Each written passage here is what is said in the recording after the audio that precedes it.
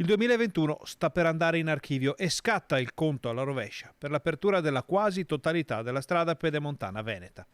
Lo conferma Luca Zaia di fronte alle istanze del tessuto imprenditoriale veneto, che chiede di poter affrontare le sfide del futuro con una dotazione infrastrutturale di grande spessore. Noi ne abbiamo fatto una bandiera del tema infrastrutturale, prova ne sia che per fine anno, inizio anno, insomma sarà gennaio, febbraio, adesso il Covid cambia spesso i nostri cronoprogrammi, però è pur vero che la pedemontana veneta la completiamo, la stiamo completando. La pedemontana, ribattezzata la Superstrada dei Veneti, unisce due aree di enorme importanza dal punto di vista produttivo, mettendo in rete il comparto berico con l'area bassanese e con la Marca.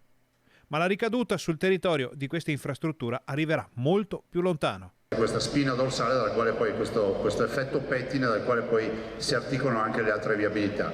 Ad esempio rispetto alla pedemontana e a questo territorio in particolar modo un'industria Veneto Centro rappresenta Treviso, che è ben servita dalla pedemontana, ma poi c'è la parte padovana sulla quale noi stiamo progettando rispetto appunto ai collegamenti con la città e i collegamenti con il resto del padovano. A conti fatti, fra poche settimane mancheranno solo gli innesti sulla A4 a Montecchio e sulla A27 a Spresiano, con un cronoprogramma che prevede almeno 3 passaggi diversi da qui al 2023. È la più grande infrastruttura oggi in cantiere in Italia. Sono 2 miliardi e 258 milioni di opere, 94 km e mezzo, al quale si aggiungono altri 68 km di opere complementari.